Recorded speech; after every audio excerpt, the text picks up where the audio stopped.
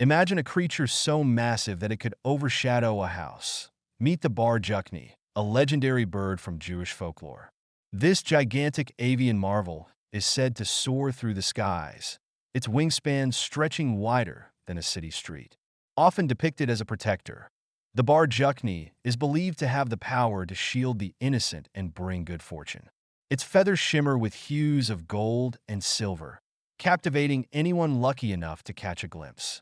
Some tales even suggest that its call can summon rain, making it a symbol of hope and renewal. The Juchne isn't just a bird. It's a testament to the rich tapestry of Jewish mythology, blending wonder with wisdom.